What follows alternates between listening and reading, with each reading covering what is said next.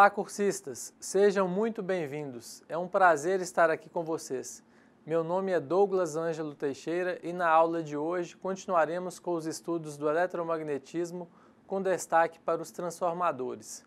Peço que em nossas aulas vocês estejam munidos de papel e caneta para quando surgir alguma dúvida, vocês anotarem e depois postarem no fórum Tira Dúvidas. E para que tenhamos um bom resultado, será necessária a dedicação de vocês nos estudos e atividades na sala virtual. Mas também é muito importante que vocês leiam o livro da disciplina. Vamos começar? A primeira pessoa a escolher 60 Hz como frequência para a rede foi o engenheiro sérvio naturalizado americano Nikola Tesla, na década de 80, no século XIX. Escolheu este valor após chegar à conclusão que era a menor frequência para a qual a cintilação da luz, devido à variação da corrente alternada, não era visível. Além disso, esta frequência não era demasiada elevada para produzir quedas de tensão significativa nas reatâncias. Uma outra limitação para a frequência refere-se às perdas no material ferromagnético. As perdas por esterese e por correntes parasitas são diretamente proporcionais à frequência. Um aumento da frequência implica em aumento das perdas em transformadores e outros equipamentos que utilizam materiais ferromagnéticos. Por definição, segundo a ABNT, que é a Associação Brasileira de Normas Técnicas, o transformador é definido como um dispositivo que, por meio da indução eletromagnética, transfere energia elétrica de um ou mais circuitos primário para outro ou outros circuitos secundário, usando a frequência, ou melhor, usando a mesma frequência, mas geralmente com tensões e intensidades de correntes diferentes. Então, o transformador é um conversor de energia eletromagnética, cuja operação pode ser explicada em termos do comportamento de um circuito magnético excitado por uma corrente alternada. Embora não seja um componente de conversão de energia propriamente dito, ele é indispensável em muitos sistemas que realizam a transformação de um tipo de energia em outro. Dois tipos construtivos são normalmente empregados. A figura 1 mostra a construção em que as bobinas são enroladas em torno da perna central. Este tipo construtivo é denominado núcleo envolvente. A figura 2 mostra outro tipo construtivo, em que uma bobina é enrolada em uma coluna lateral do núcleo e a outra bobina é enrolada na outra. Né? Então, este tipo construtivo é denominado núcleo envolvido. O núcleo de material ferromagnético é composto por chapas finas cobertas por uma camada de óxido de modo a minimizar os efeitos das correntes parasitas responsáveis pelas perdas que aquecem o equipamento. Bom, princípio de funcionamento do transformador. Todo transformador é uma máquina elétrica cujo princípio de funcionamento está baseado nas leis de Faraday e lei de Lenz. A lei de Faraday diz o seguinte: em todo condutor, enquanto sujeito a uma variação de fluxo magnético, é estabelecida uma força eletromotriz, que é uma tensão induzida. Já a lei de Lenz define que o sentido da corrente induzida é tal que origina um fluxo magnético induzido, que se opõe à variação do fluxo magnético indutor. Então, podemos observar pela equação da força eletromotriz induzida essas duas leis. A primeira, que é a lei de Faraday, ela está relacionada à geração dessa força eletromotriz proporcional à variação do fluxo no tempo e proporcional também ao número de espiras.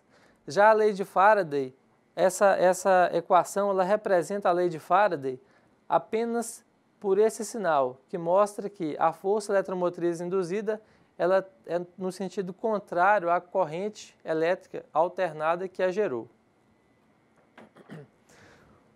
O transformador ele é construído de duas ou mais bobinas de múltiplas espiras, enroladas no mesmo núcleo magnético, isoladas deste, mas acopladas através de um campo magnético mútuo, não existindo conexão elétrica entre a entrada e a saída do transformador. Então, na figura 3, podemos observar a aplicação de uma tensão variável na bobina de entrada primário, que provoca o fluxo de uma corrente variável, criando assim um fluxo magnético variável no núcleo. Devido a este, é induzida uma tensão na bobina de saída ou secundário, que varia de acordo com a razão entre os números de espiras dos dois enrolamentos. Núcleos feitos com material ferromagnético são utilizados para melhor aproveitamento do fluxo e para a obtenção de maiores densidades de fluxo. Vamos agora estudar o transformador ideal. O transformador ideal não existe na prática. Ele foi idealizado de modo a facilitar o entendimento do funcionamento deste equipamento eletromagnético. Para realizar o estudo do transformador ideal, que simplifica enormemente as equações e a análise matemática dos problemas que envolvem este componente elétrico, estabelecem-se as seguintes suposições. Todo o fluxo deve estar confinado ao núcleo e enlaçar os dois enrolamentos. As resistências dos enrolamentos devem ser desprezíveis. As perdas no núcleo devem ser desprezíveis. A permeabilidade do núcleo deve ser tão alta que uma quantidade desprezível de força magnetomotriz é necessária para estabelecer o fluxo. A figura 4 mostra um transformador desenhado de uma forma didática, com dois enrolamentos. Uma bobina é dita primária e a outra é secundária. A bobina dita primária, ela é conectada à fonte de alimentação e a bobina dita secundária é conectada à carga. As tensões e as correntes de entrada e de saída do transformador se relacionam através da relação entre o número de espiras do enrolamento primário e o número de espiras do enrolamento secundário. Podemos observar isso por essas duas equações, né? Então, a relação entre a tensão no primário dividido pela tensão no secundário vai ser igual ao número de espiras do primário dividido pelo número de espiras do secundário. E esse alfa, né, ou A, ele pode ser entendido como uma relação de transformação. Então, a partir do momento que você tem o número de espiras no primário e o número de espiras no secundário, você consegue obter essa relação de transformação. Bom, nesse novo circuito, né, observa que foi acrescentado uma carga, né, que é a carga V2, ou melhor, a carga Z2. O fato de se colocar a carga Z2 no secundário fará aparecer uma corrente I2 tal que a corrente 2 será a relação entre a tensão V2 dividido pela impedância Z2. Esta corrente irá produzir uma força magnetomotriz FMM2 no sentido mostrado. Seria o F2, né? No sentido mostrado. Uma força magnetomotriz F1 de mesmo valor, mas contrária a 2, deve aparecer no enrolamento para que o fluxo não varie. Desta maneira, tem-se o que indica que as correntes no primário e secundário de um transformador ideal estão entre si na relação inversa do número de espiras, né, como apresenta essa equação, né? Então, a corrente I1 dividido pela corrente 2 vai ser igual à relação do número de espiras no secundário dividido pelo número de espiras do primário. Outro ponto importante a se destacar é que podemos representar todas as impedâncias do transformador no primário ou no secundário, ou seja, é possível refletir uma impedância do primário, do transformador, para o secundário e vice-versa. Em algumas situações, Este artifício facilita a solução de um problema específico, tornando sua solução mais simples. Em outras, é possível determinar a relação de transformação de um transformador capaz de realizar o casamento de impedâncias entre a fonte e a carga, possibilitando obter a máxima transferência de potência. Então, a reflexão de impedâncias ela pode ser observada pela equação dada em que Z1 seria a impedância do lado de alta tensão e Z2 é a impedância do lado de baixa tensão, e sendo alfa, né, a relação de transformação. Nesse caso, nós estamos refletindo uma impedância do lado de baixa tensão ou secundário para o lado de alta tensão. Se nós quiséssemos refletir a impedância do lado de alta tensão para o lado de baixa tensão, a relação seria Z2 igual a Z1 dividido por alfa ao quadrado. Vamos estudar agora a polaridade de transformadores. O conceito sobre polaridade de transformadores deve ser estabelecido como base para o entendimento do funcionamento do transformador, pois, com a instalação de dois ou mais transformadores em paralelo, as conexões dos secundários formarão uma malha.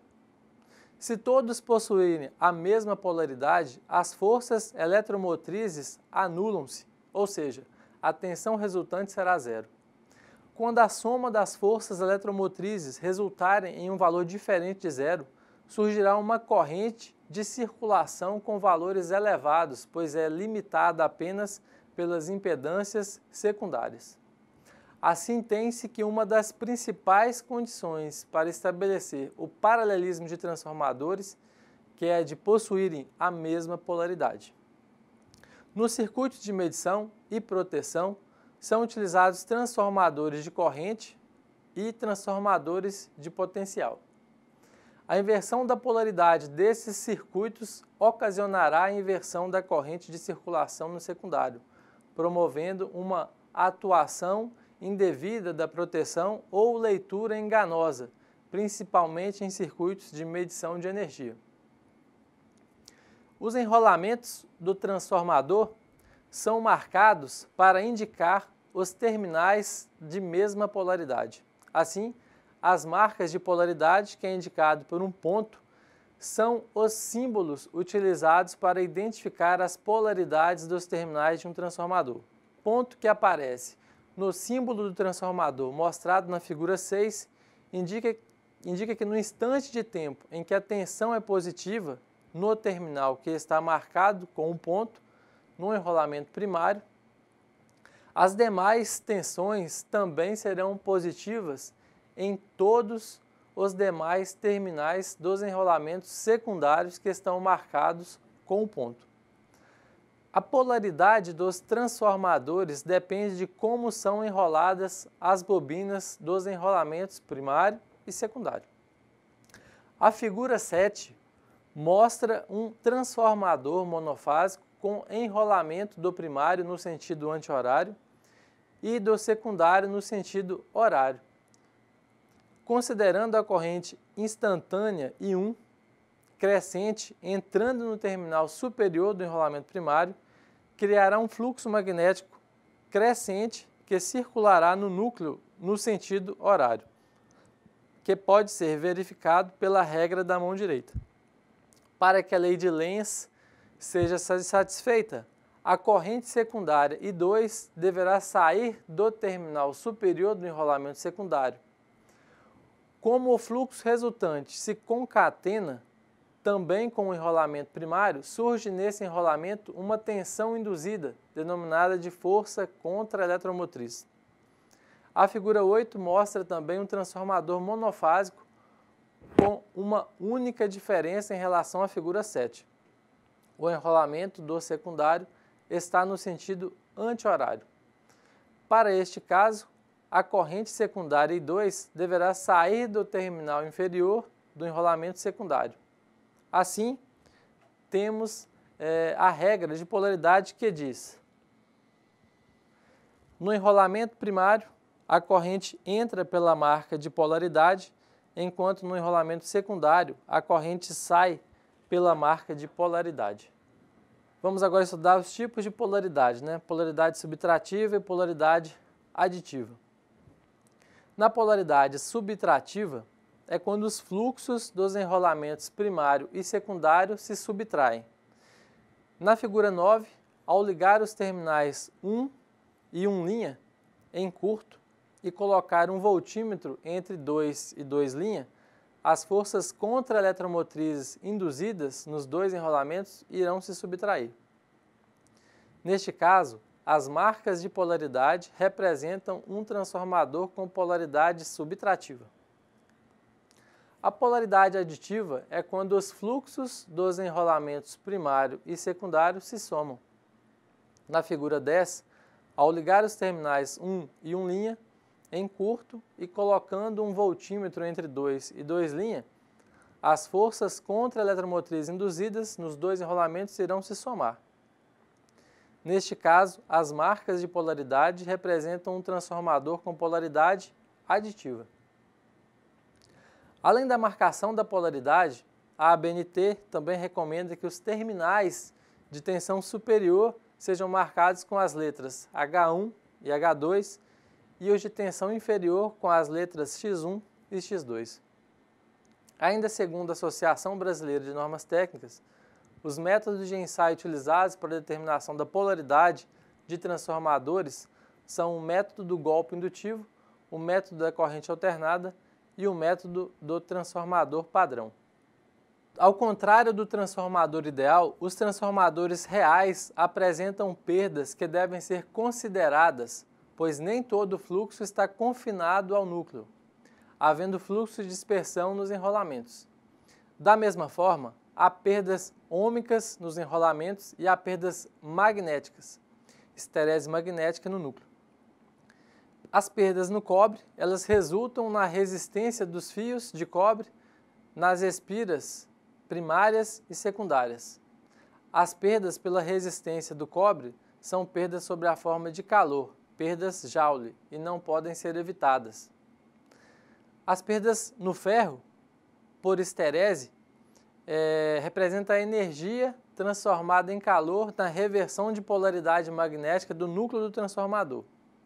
Já as perdas por corrente parasitas ocorrem quando uma massa de metal condutor se desloca num campo magnético ou é sujeita a um fluxo magnético variável.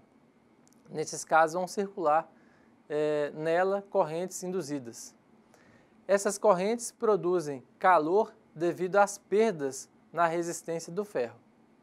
A figura 11, ela representa as perdas no transformador real, que graças às técnicas com que são fabricados, os transformadores apresentam grande eficiência, permitindo transferência ao secundário cerca de 98% da energia aplicada no primário. Então nós podemos observar, aqui seria um exemplo de um transformador, os dois tipos de perda, né? As perdas no cobre e as perdas no ferro, em que essas perdas no ferro elas são divididas pelas perdas, né, por correntes parasitas e as perdas por esterese. Assim no transformador real, a resistência de condução dos condutores existe, nem todo o fluxo se concatena confinado no núcleo, existindo fluxos dispersos, a permeabilidade do núcleo não é infinita e as perdas no núcleo existem, quando o mesmo é submetido a um campo magnético variável no tempo. Então a figura 12, ela apresenta o circuito elétrico equivalente para um transformador real. E as resistências de condução dos condutores R1 e R2 foram consideradas. As reatâncias X1 e X2 representam o efeito devido aos fluxos de dispersão do primário e do secundário. Respectivamente, a resistência GC representa as perdas no núcleo e a reatância BM, o efeito devido à magnetização do núcleo. Simplificação do circuito equivalente. Em estudos em que a precisão não é tão rigorosa, algumas simplificações podem ser feitas face às seguintes evidências. As resistências próprias dos enrolamentos são reduzidas na medida em que o cobre é bom condutor. A impedância resultante do paralelo entre a resistência de perdas no ferro e a reatância de magnetização é muito maior que as demais impedâncias do circuito equivalente do transformador. O circuito equivalente elétrico simplificado é apresentado na figura 13. Então, nós podemos fazer uma comparação entre a figura 12 e a figura 13, né? Então, basicamente, o que são consideradas são as resistências devido às perdas tanto nos condutores do enrolamento primário quanto do enrolamento secundário, e as reatâncias também referente aos fluxos de dispersão do primário e do secundário, sendo desconsiderado, né, nesse caso, o ramo de magnetização devido à pequena contribuição, né, na potência geral perdida pelo transformador. E também essa simplificação, ela faz a representação dos circuitos primário e secundário em apenas um dos lados do transformador. Então, quando você observa aqui o RCC, ele seria a combinação de R1 mais o R2 refletido no primário. E o XCC, ele é a combinação, né, a soma da reatância e dispersão perdida no primário e a reatância e dispersão também perdida no secundário. Então, eles são combinados da seguinte forma, né, como foi comentado, R1 mais a reflexão da resistência no secundário para o primário, o X1, que é a reatância do primário, mais a reflexão da reatância do secundário para o primário.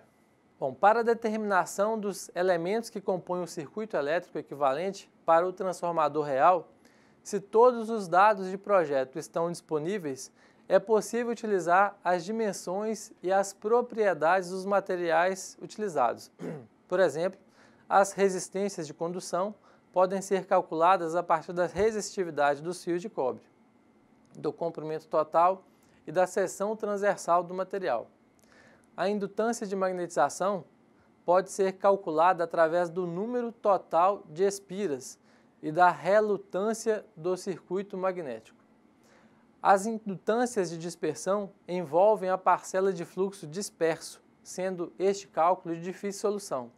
Esses parâmetros podem ser mais facilmente determinados através de ensaios que envolvem um pequeno consumo de potência. Estes ensaios são os ensaios de circuito aberto e de curto-circuito que veremos logo a seguir. Então, a figura 14, ela apresenta as ligações e os instrumentos utilizados para a realização do ensaio do circuito aberto. O ensaio de circuito aberto ele é realizado aplicando uma tensão no enrolamento de alta ou de baixa tensão, de acordo com a conveniência. Como as correntes envolvidas neste ensaio são desprezíveis, uma vez que o transformador está vazio, apenas a corrente de excitação devido à magnetização e devido às perdas no núcleo circulam pelo transformador. O objetivo deste ensaio é obter a admitância de excitação do transformador sob ensaio e as perdas no ferro e a relação de transformação. Com o secundário em aberto, aplica-se uma tensão nominal ao primário e mede-se a potência de circuito aberto. A corrente de curto-circuito, ICA, e a tensão de circuito aberto, VCA. A corrente será então reduzida de 2 a 6% do valor nominal, o que permite desprezar as perdas nos enrolamentos. Com este procedimento, é possível determinar os parâmetros a vazio que dizem respeito ao núcleo. Então, a partir desse ensaio, né, onde aqui o W representa um watímetro para medir a potência, o A corrente, medir a corrente, e o V para medir a tensão, né? Nós obtemos estes valores: a corrente de circuito aberto, a tensão de circuito aberto e a potência de circuito aberto. O que deseja-se, afinal, é a resistência, né, RF, e a reatância, XM. Então, a gente pode observar que a gente consegue a admitância, né, de circuito aberto a partir da divisão da corrente pela tensão e a condutância, né, dividido a potência, né, medida dividido pela tensão medida ao quadrado. Após essa relação, a gente consegue calcular o BM e, consequentemente, obter o valor de Xm pela inversão do BM, né? Bom, vamos agora para o ensaio de curto-circuito. A figura 15 apresenta as ligações e os instrumentos utilizados para a realização do ensaio de curto-circuito. Neste ensaio, é conveniente aplicar a tensão ao enrolamento de alta tensão. A tensão aplicada é tal que a corrente nominal circule pelo enrolamento. Com enrolamento de baixa em curto, a impedância do ramo paralelo pode ser desprezada e considerada apenas a resistência de condução e a impedância devido ao fluxo de dispersão. O objetivo deste ensaio é obter a resistência efetiva, RCC, a reatância de dispersão, XCC, equivalentes do transformador sobre ensaio. Com o secundário curto-circuitado, lado com menor tensão, aplica-se uma tensão de valor reduzida, normalmente de 1 a 6% da tensão nominal do primário, até que a corrente nominal do primário seja alcançada. Com este procedimento, são medidas a corrente de curto-circuito, ICC, a tensão de curto-circuito, VCC, e a potência de curto-circuito, PCC. Neste ensaio, o fluxo magnético do núcleo é bastante baixo. Dessa forma, as perdas no núcleo são praticamente desprezíveis e com as medidas realizadas é possível determinar os parâmetros de curto-circuito, ou seja, as perdas nos enrolamentos e as perdas por dispersão, desprezando-se as perdas no núcleo. Então, neste caso, são usados os mesmos equipamentos para fazer a medição da potência, corrente e tensão. São obtidos os valores de ZCC pela divisão da tensão pela corrente e RCC da divisão da potência pela corrente ao quadrado. Dessa forma, a gente consegue calcular os parâmetros, né, do circuito equivalente, considerando um ensaio de curto-circuito. Agora vamos resolver alguns exercícios para fixar os conhecimentos. Então, exercício 1. Um transformador ideal com tensões de 220, 127 volts, com potência aparente de 5 kVA, alimenta uma carga com corrente nominal. Aí o que pede é calcule os valores das correntes do primário e do secundário deste transformador. Então a gente tem que, com a corrente alternada, né, a gente tem que a tensão vai ser igual ao quê? Ou melhor, a gente tem que a potência aparente, ela vai ser igual a tensão vezes a corrente, né? Então, o transformador, vamos colocar aqui a representação simbólica. Nós temos aqui o enrolamento primário e o enrolamento secundário.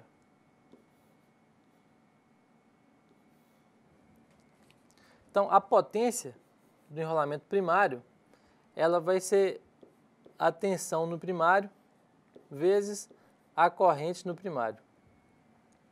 E a potência no secundário, ela vai ser a tensão no secundário vezes a corrente no secundário. Como transformador ideal, a gente considera que a potência S1 é igual à potência S2, ou seja, toda a potência que é disponibilizada no primário, ela é também disponibilizada no secundário, não existe nenhuma perda, né? Então vamos calcular aqui qual que é a corrente no primário. A corrente no primário vai ser o quê?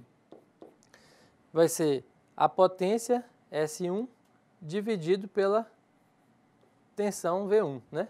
Então vai ser S1 dividido por V1. Então a potência, como é dito no enunciado, é 5 kVA ou 5.000 kVA, ou melhor, 5.000 VA, dividido por 220, que é a tensão no primário, né? Então, ele tem uma tensão aplicada aqui de 220 volts. Então, ao fazer essa divisão, a gente consegue obter o valor de 22,73 amperes a corrente do primário. E a corrente do secundário vai ser o quê? A potência, né, aparente no secundário, V2 dividido pela tensão no secundário, né, que nesse caso que a tensão no secundário é 127 volts. Então vai dar 5.000 VA ou 5 kVA dividido por 127. A gente faz o cálculo, chega no valor de 39,37 amperes. Então esses são os dois valores da corrente no primário e a corrente no secundário, considerando o transformador ideal com essas características de potência e tensão. Vamos agora para o próximo exercício. Então, um transformador com 400 espiras no primário e 7.563 espiras no secundário alimenta uma carga conectada no lado secundário do transformador com tensão de 4.160 volts. Aí pede qual o valor da tensão que alimenta o primário do transformador? Bom, então os dados que a gente tem são número de espiras do primário,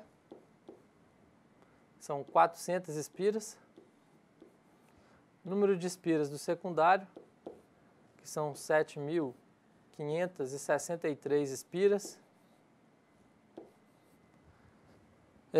a tensão no secundário, então é um transformador elevador, né? A tensão primária ela é menor do que a tensão secundária, de 4.160 volts.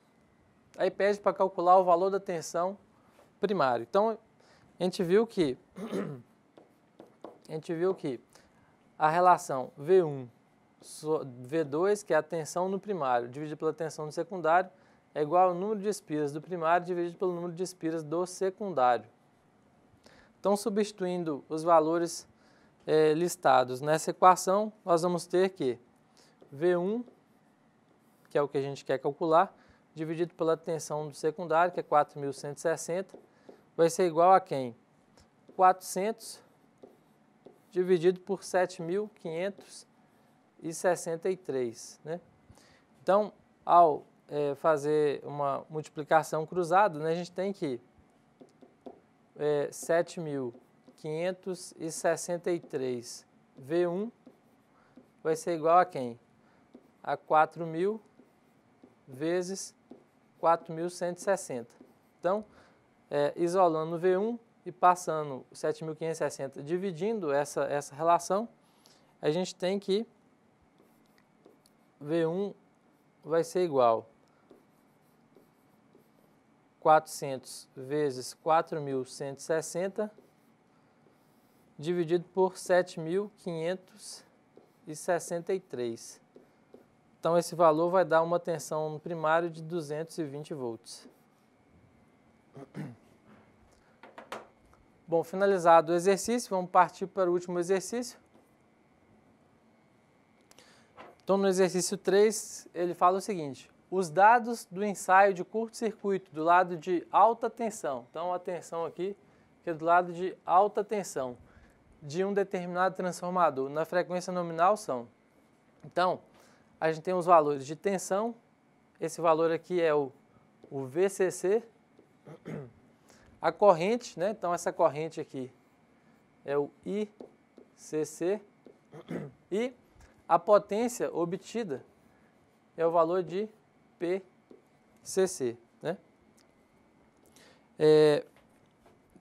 Então só vamos fazer o circuito equivalente aqui para ficar mais tranquilo aqui o entendimento, né? Aqui seria o circuito equivalente para o ensaio em que a gente faz um curto-circuito, né? Então a gente quer calcular quem? O RCC e o XCC. Lembrando que os dados foram a corrente de curto-circuito, foi dada, a tensão de curto-circuito, e a potência de curto-circuito, que é a potência dissipada pelos resistores do enrolamento de cobre, né?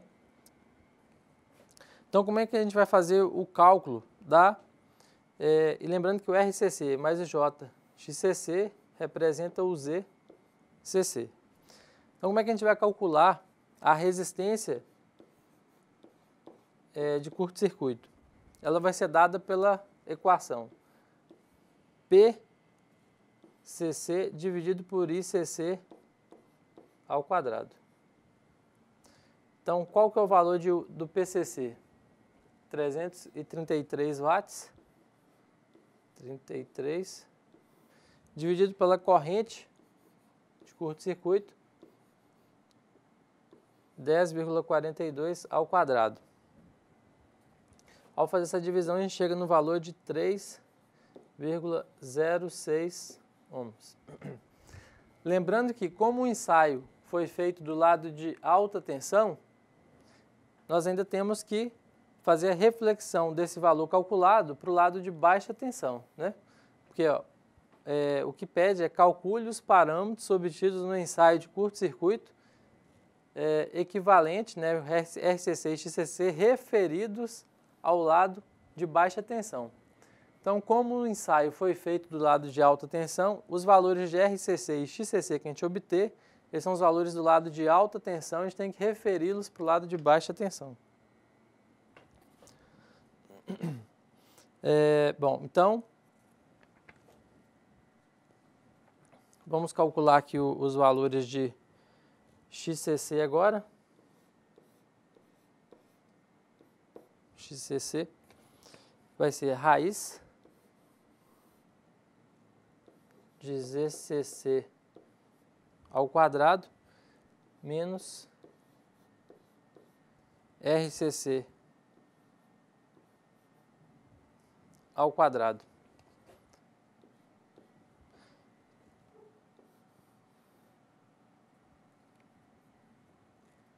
Então, a gente tem o valor aqui do RCC, mas não tem ainda o valor de quem? Do ZCC, né?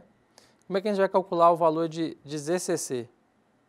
ZCC ele vai ser a tensão aplicada no ensaio dividido pela corrente, né, do ensaio. Então, o ZCC vai ser o VCC dividido por ICC. Vai ser 4,8, ou melhor, 48, né? Vai ser 48 dividido por 10,42, que é igual a 4,6 ohms. Agora a gente já pode substituir 4,6 ohms ao quadrado menos 3,06 ao quadrado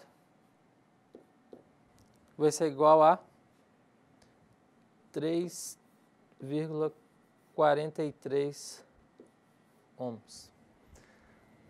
Então, esses são os valores do lado de alta tensão, né? Eu estou observando que faltou aqui uma informação. Faltou uma informação da relação de transformação, né? A relação de transformação pode ser dada pela tensão do primário, tensão do secundário ou pelo número de espiras do primário e número de espiras do secundário, né? Nesse caso, esse transformador seria de 2.200 por 220 volts, né? Então, essa relação de transformação seria de 10, né? Então, 2.200 para 220 volts. Então, nesse caso, o alfa vai ser igual a 10. Bom, sabendo que o alfa, né, tem o valor de 10, a gente faz essa conversão. Então, a gente quer referir, né? Então, a gente quer referir o RCC, vamos chamar de RCC linha, né? Que vai ser o RCC do secundário, vai ser igual ao RCC do primário dividido por alfa ao quadrado. Então, a gente vai ter o RCC 3,06 dividido por 10 ao quadrado, né? 10 ao quadrado. Então, esse valor vai ser igual a 3,06 vezes 10 elevado a menos 2, né? Ou RCC' vai ser igual. Então, a gente pode deslocar aqui a vírgula para a direita, né? Então, vai ser 0,0306 ohms.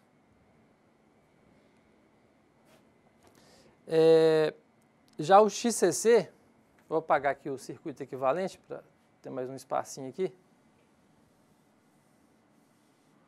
Já o XCC',